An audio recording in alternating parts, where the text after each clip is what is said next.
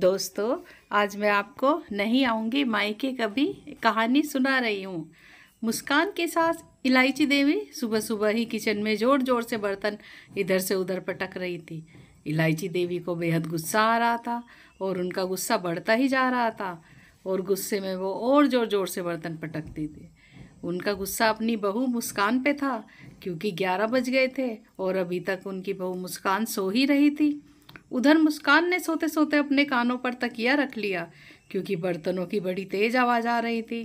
वो अपने पति से कहती है, अजय देखो तो माँ जी कितना बर्तनों का शोर कर रही हैं। अरे ये तो मुझे चैन से सोने भी नहीं दे रही। पर अजय वहाँ था ही कहाँ, वो तो सुबह 8 बजे ही अपने ऑफिस चला गया था। इलायची देवी ने सुबह सुबह ही अपने बेटे अजय को चाय नाश्ता बना के खिला दिया था और लंच भी पैक करके दे दिया था। और मुस्कान अभी तक सो ही रही थी, उसकी नींद पूरी ही नहीं हुई थी अभी तक। बस इसीलिए ही इलायची देवी को बेहद गुस्सा आ रहा था और ये सारा गुस्सा वो बर्तनों पे निकाल रही थी। फिर थोड़ी देर बाद मुस्कान उठी और किचन में आकर अपने लिए चाय बनाने लगी।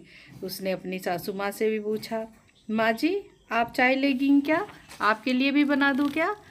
तभी इलायची देवी गुस्से में वहाँ आई और बोली, बहू मैं चाय सिर्फ सुबह पीती हूँ, दोपहर को नहीं। और हमारे घर वालों ने तो ये सिखा के ससुराल भेजा था कि सुबह जल्दी उठ के सबसे पहले झाड़ू लगाओ, घर साफ सुथरा करो और फिर नहा धो के पूजा पाठ करके तब रसोई में जाओ। पर आज के समय में तो सब उल्टा ही हो रहा है। अरे बहू तुम्हें पता है अब कितना टाइम हो रहा है? अरे 11 बज रहे हैं, 11। तभी मुस्कान, अरे माँ जी आप भी ना बस। अरे दोपहर तो 1 से 2 बजे के बीच होती है, 11 बजे भला कौन सी दोपहर हो रही है? वो मेरे हाथों में थोड़ा दर्द हो रहा था इसलिए मैं देर से उठी। लगता है अब मुझे अपने मायके जाना होगा। इलायची, है पर मायके क्यों? मुस्कान, माँ जी अभी तो बताया ना कि मेरे हाथों में दर्द है और वहाँ हमारे जान पहचान वाले डॉक्टर हैं, बल्कि हमारे फैमिली डॉक्टर हैं, मैं उन्हीं से दवाई लेती हूँ।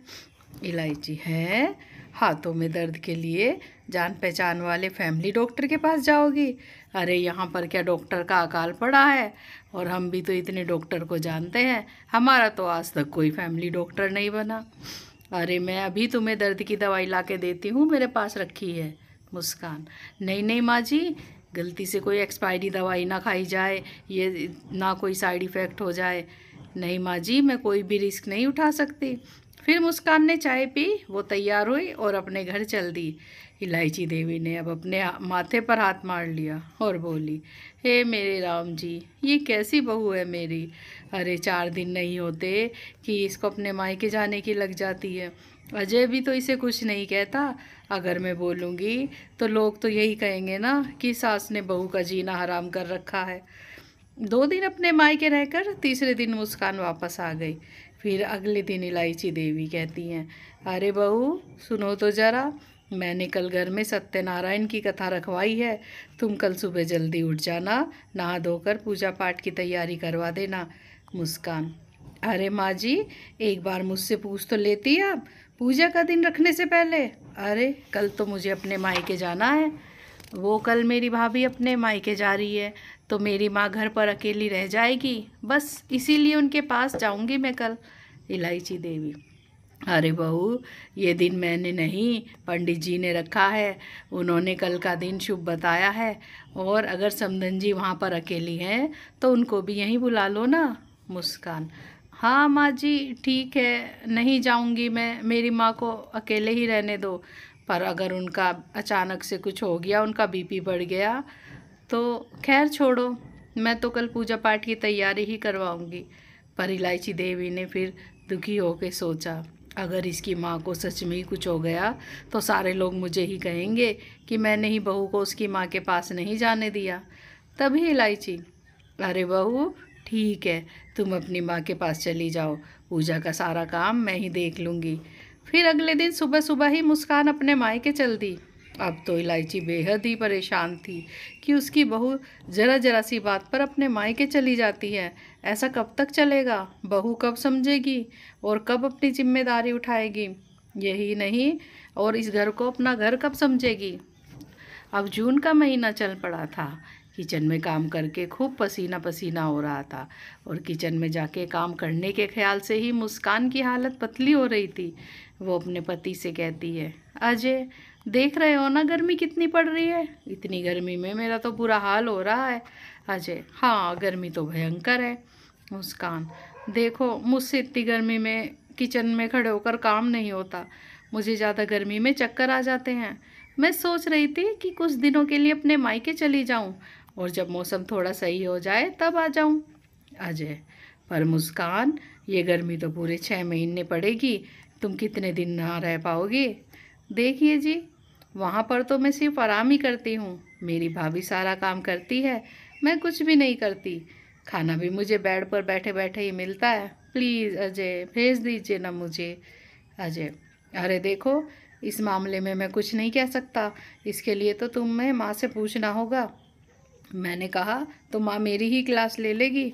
अब मुस्कान बार बार अपनी सासू माँ से मायके जाने की बात कैसे कहे। उधर इलायची देवी ने ये सब बात सुन ली थी तो उन्होंने सोचा कि इस बार बहू को किसी भी सूरत में मायके नहीं जाने दूंगी, इसको तो अब अपनी जिम्मेदारी समझनी चाहिए।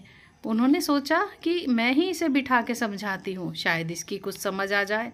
फिर थोड़ी देर में इलायची देवी ने अपने बहू को बुलाया और उसे बिठाकर समझाया, देखो बहू, तुम मुझे गलत मत समझना और ना ही मैं तुम्हारे मायके जाने से तुम्हें रोकती हूँ, पर देखो मायके में बार बार जाने से तुम्हारी इज्जत कम हो जाएगी, तुम्हारी भाभी भी तुमसे उब जाएगी और एक दिन ऐसा आएगा जब वो तुमसे सारे संबंध ख़त्म कर लेगी। समझो मेरी बात को, मैं ये सब तुम्हारे भले के लिए ही कह रही हूँ। तभी मुस्कान, अरे माँ जी, ज़माना बदल गया, आपका ज़माने जैसा नहीं, आपके समय में होता होगा ऐसा। अरे मेरी भाभी तो बहुत अच्छी है, वो मुझसे कभी नहीं उबेगी। अगले दिन मुस्कान फिर से अपने मायके चल दी। इस बार उसकी भाभी ने उसे देख के अंदर ही अंदर से गुस्सा हो गई और फिर बोली, अरे ननंद जी, देखो तो कितनी भयंकर गर्मी पड़ रही है, पर आपको तो चैन ही नहीं, कभी यहाँ कभी वहाँ, कभी इधर कभी उधर, बस यही करती रहती हो। अरे इस चिलचिलाती धूप में मैं तो घर से बाहर भी ना निकलूं और आप देखो कैसे घूमती रहती हो। तभी मुस्कान, अरे भाभी, आपने तो मुझे आते ही ज्ञान बांट दिया, अरे चाय पानी तो पूछो कुछ। तभी उसकी भाभी, वो अभी तो दूध ख़त्म हो गया, शाम को आएगा और आसपास की दुकानें दोपहर को बंद हो जाती हैं। आज मुस्कान को बेहद बुरा लगा क्योंकि उसकी खातिरदारी जो नहीं हुई। फिर शाम भी हो गई, उसकी भाभी अभी तक अपने कमरे से बाहर ही नहीं आई। तब मुस्कान अपनी माँ से कहती है, माँ कुछ बात हुई है क्या, क्या हुआ, भाभी बदली बदली सी नज़र आ रही हैं।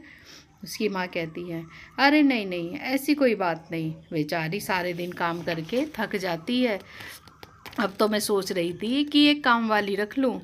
तभी मुस्कान, अरे माँ, अगर तुमने काम वाली रख ली तो फिर भाभी क्या करेगी सारे दिन, अरे सारा दिन वो तो पलंग पे ही पड़ी रहेगी। अरे उनको काम करने दो, जितना काम कराओगी उनसे उतना अच्छा रहेगा और आपको तो आराम ही मिलेगा ना। उसकी माँ, अरे बेटी, वो तो पहले ही बहुत काम करती है और तुम्हारे आने से उसका काम और बढ़ जाता है। अरे तुमको तो वो कुछ भी करने नहीं देती, तुम्हारे झूठे बर्तन भी वो उठा के लाती है।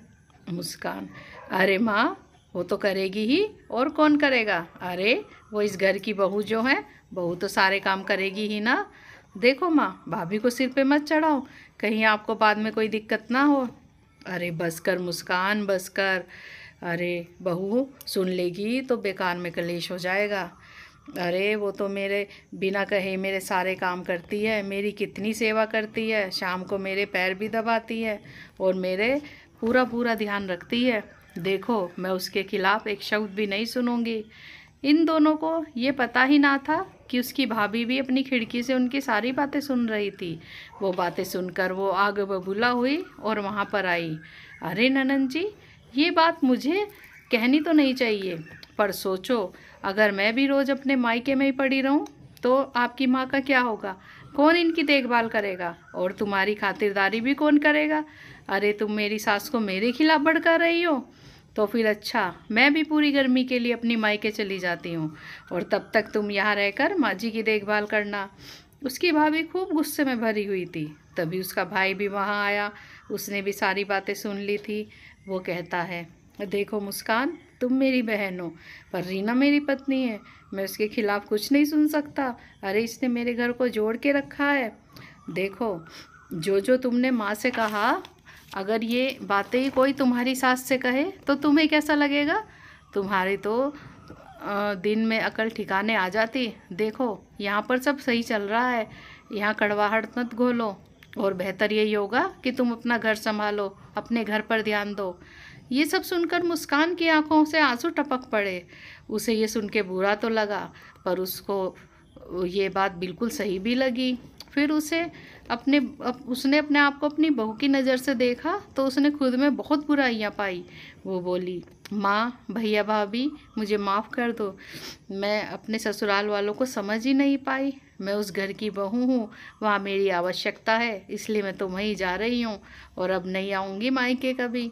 उसकी माँ, अरे बेटी, ये भी तुम्हारा घर है, तुम्हारा जब मन करे तब आना, पर जब तुम्हें बुलाए या कुछ अच्छा समय हो तब। मुस्कान, मैं समझ गई माँ। फिर मुस्कान अपने ससुराल आ गई और फिर तो उसने अपने घर की सारी जिम्मेदारी संभाल ली और अब आराम से रहने लगी। उसकी सास को भी अब उससे कोई दिक्कत नहीं थी। दोस्तों, अगर आपको ये कहानी पसंद आई हो तो like, share, comment and subscribe ज़रूर करें। Thanks for watching.